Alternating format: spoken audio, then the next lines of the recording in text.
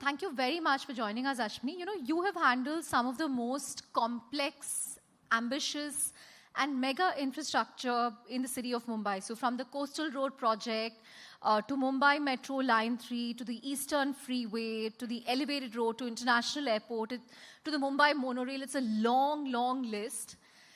As someone who's come from a non-engineering background, how did you grapple with the complexity and scale?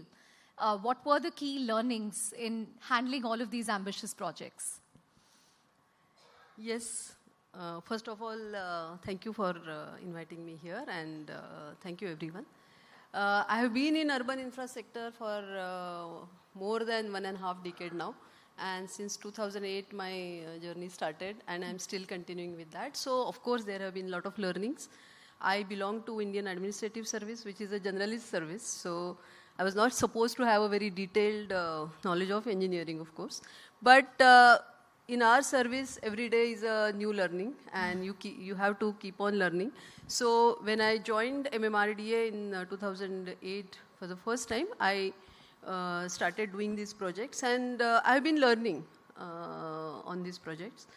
And in doing these kinds of mega projects in Mumbai is, it's a big challenge, and every challenge comes as an opportunity also. So you need to be problem solver all the time, and that's why you need to know what exactly is the problem and how to solve it. So there have been always great learnings, and each learning has taught us something which could help doing the next project in a much better way.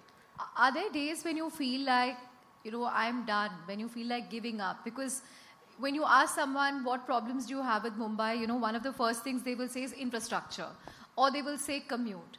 What keeps you motivated to wake up every day, continue to work on the metro line, coastal road, this project, that project, and so on? Mumbai, it's a linear city, and it is the biggest challenge in Mumbai is availability of land. So if you have to make people commute the way the big international cities commute, then I think we need to complete all these infra projects. So that itself is a big motivation. If you start something, then we need to finish that. Because unless we create a very robust, strong, global standard of public transport network in Mumbai, it's very difficult for Mumbaikars to commute the way they deserve. Because Mumbai has a very limited land mass, road network is also very limited. So you need to create spaces like underground metro or an elevated metro, and this full public transport network which complements the existing transport network, and then only we'll be able to create space in Mumbai, because mobility in a city is the key for that city to thrive. And Mumbai being the financial capital of India, if it has to maintain its edge as the financial center, then it needs to have the right kind of mobility. And we have been cribbing about how Mumbai is difficult to commute. But all these new infrastructure projects which are added to the city, that adds to improvement in the mobility. So during construction there are problems, but every new project improves the city's mobility. And that itself is a motivation for all of us, because unless we complete the project, we can't leave it half-hearted.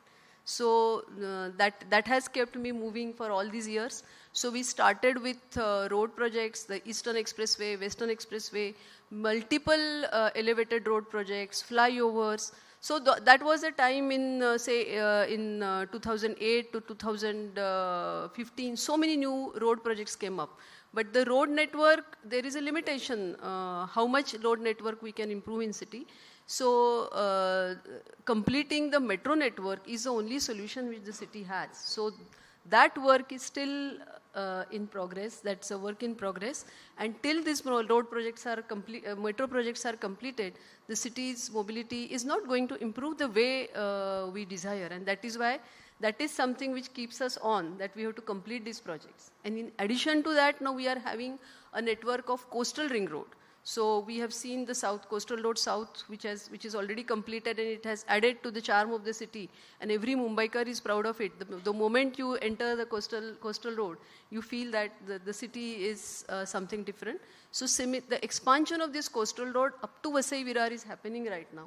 apart from the expansion of metro network which is happening. Apart from that, there are a lot of underground road projects which are coming up, because east-west connectivity in Mumbai is a big issue. So those projects are also happening. So while the projects are under construction, the city does face a lot of problems, but every new project is adding to the efficiency and mobility of the city. And being part of the implementation team, that keeps me motivated, because we have to complete these projects at the earliest so that the city gets what it deserves. Yeah. And you're able to make a real impact on ground. Give us an update on the Aqua Line Phase 3, the Mumbai Metro Phase 3. I think that's something that people are looking forward to. So Mumbai Aqua Line, which is the fully underground metro corridor of Mumbai, as we all know that it starts from RA and it goes up to Cup Parade. There are 27 stations and 26 out of these 27 stations are underground. So far we have commissioned 2/3 of this network. It's a 33.5 kilometer long underground corridor. 22 kilometers is already commissioned along with 16 undergrounds and one at grade station. The remaining 11 kilometers with 11 stations, it is almost ready. So we are expecting the Commissioner of Metro Rail Safety's inspection at the end of August, and after that, once they certify it, we will commission it. So we are expecting commissioning sometime in the mid of September. September. Yeah. And then the whole entire line will get commissioned and we'll be able to reach up to Cup Parade. So today you can travel from RA to Worli. There are 2 stations in Worli. I think there is one in the close vicinity of this hotel as well. But with the third phase coming up, anybody can go up to Cup Parade. And what other infrastructure project by the government of Maharashtra should we look forward to? There are everywhere. I mean, somebody mentioned that government is not looking beyond Mumbai, but everywhere multiple infrastructure projects are being planned. As far as Mumbai metropolitan region is concerned, we are soon looking forward to inauguration of the new Mumbai airport, which is almost ready. And then line the last leg also will get inaugurated. But apart from that, in last couple of years, multiple other projects are already under construction. So we are having a lot of tunnel road projects connecting the Eastern Freeway to Marine Drive, which is the Orange Gate to Marine Drive tunnel. There is Borivali, Thane-Borivali underground tunnel is right now happening, because that's a very important east-west connectivity. Goregaon-Mulund link road, which has some elevated section and a major tunnel, that is also happening. Apart from that, Bandra-Versova sealing, the sealing project where the work is under construction. And beyond Versova also up to Vasai-Virar, there are 2 sections of coastal road which are happening. One is being done by BMC and one is being done by MMRDA.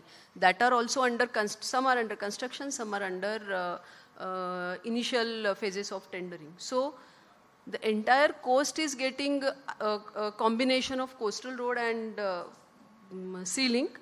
Then other side, on eastern side, all the region, the entire region is getting connectivity through this maze of elevated and tunnel roads. In addition to that, all metros are getting completed, because currently more than 150 kilometers of metro projects are under construction. The rest are under planning. So in next 5 to 7 years, most of these projects will get completed, the metro projects, and we will be able to add additional 10 million passenger capacity, commuting capacity in the city. So today's overburden on the existing suburban network, that will get reduced.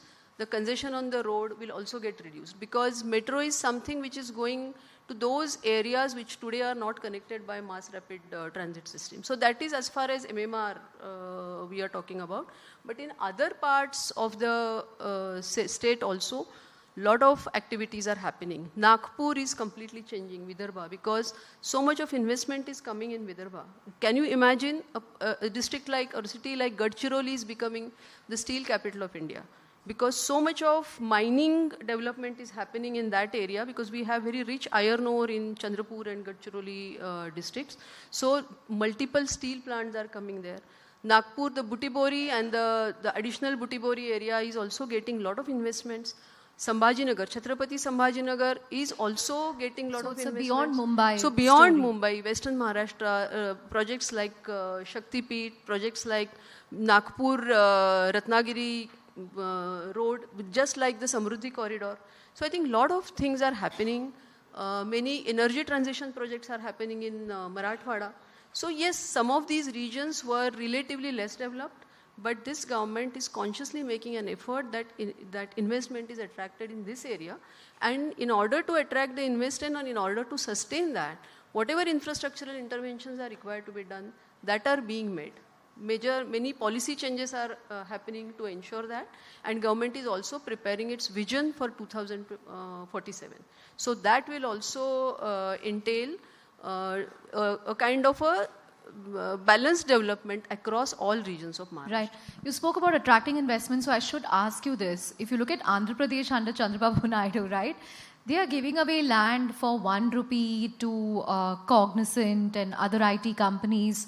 Google announced a massive investment in Andhra Pradesh. How worried should Maharashtra be? I think this January, when we were in Davos, Maharashtra received the highest investment, and today also 35 to 40% of India's foreign direct investment is received in Maharashtra. Maharashtra has almost 13.5% of India's share in India's GDP, 20% share in India's manufacturing, and Maharashtra always boasts a very strong manufacturing ecosystem. So I think, yes, other states, we have a collaborative federalism, I would say. There is an element of competition, so other states would always like to compete with Maharashtra, and in order to attract people, they may have to give these kinds of incentives. But Maharashtra's strength is not only in these incentives, but its strength is in its manpower, its strong network of educational institutions, the skilled manpower, and the ecosystem which Maharashtra has cherished for past many decades, and which are further enhanced in last 1.5 decade, where a very, very robust ecosystem, I would say, which goes beyond these kinds of incentives. Maharashtra also has multiple incentive schemes, and on account of which new development, especially the frontier technology based investments are getting attracted to Maharashtra. But Maharashtra is not at all, we're very happy that the other states are also competing, because competition finally leads to betterment and improvement. So when other states compete, Maharashtra also tries to, ensure that what they are offering to these investors, that actually is realized in real terms on ground. Right. So, coming to the final part, Ashwini, you work in a portfolio in an area that's very politically charged, that constantly sees protests.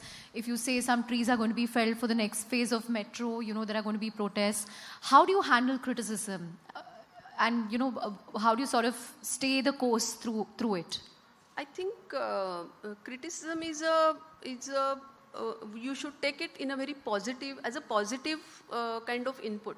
Like because a constructive it's a constructive kind of input. I look at it with very open-mindedly, and that is the outlook of government also. Because unless you can't, gag people for that they should not criticize. I know that we have so much of ambitious projects in our basket, and we want them to happen as quickly as possible.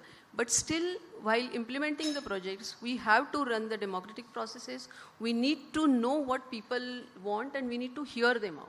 So in the entire project management or project implementation cycle, this kind of hearing people's suggestions, objections, that is, everything is inbuilt in all our regulatory requirements which you say. Right now also we are now working on Mumbai's another underground project, which is Metro Line 11. 2 days back only we published a notification. The project is still under approval. It is our need to take constructively and then make necessary changes wherever possible. If those changes are not possible, then go back to people, go back to all the stakeholders and inform them. Now, most of the times, 90-95% of the people, because I have seen when we started working on Metro Line 3, every section of that alignment had these problems. But we could resolve them amicably by engaging with people, understanding what they want to say, and making necessary changes wherever it was possible. But sometimes you don't get a final amicable solution. At that time, you have to go what law mandates, or what the courts of the apex courts of our country, what they mandate. So we have to go by that. Sometimes we have to agree to disagree and move ahead. Right. You were among the toppers, in the IS exams of 1995. You have decades of experience building out huge infrastructure projects. Were you ever tempted to join the private sector? More money, more power, more influence? I'm sure you would have got offers over the years. Were you ever tempted? And if no, why? So far, nobody has. I have not received any offer. But even if I had, I don't think I would have left the service, because the kind of opportunity this service gives, especially the rich experience which we have, the variety of jobs, and the ability to lead the project right from young age. Because when I was CEO Zilla Parishad at the age of 25, 26, that time I was leading a workforce of about 10,000 people. So that kind of opportunity private sector won't offer at that level, especially for a person like me who has come from rural and Mufsil area, who has studied in a vernacular medium school, and without any management degree, that won't be possible. This is the opportunity this service offers. And the kind of jobs you get to handle, your horizon expands, your understanding of the situation expands, and especially in the IAS, which is a generalist service, it gives you an opportunity to work across sectors. So that kind of in-depth knowledge, I think, is far more important. And in addition to that, while you yourself, it's a very enriching experience for you personally, you get an opportunity to touch thousands of lives. So you make that opportunity to do public service. If you are really, you take ownership of the work what you do, if you maintain highest kind of ethics and integrity, the kind of job satisfaction you get here, I think, I don't know whether private sector would offer. Private sector has its own charm and its own challenges and opportunity, but maybe later. Thank you. On that note, thank you very much, Ashwini. Thank you, Chandra. Thank you. A huge round of applause for Maharashtra and Mumbai's very own Ashwini. Thank you.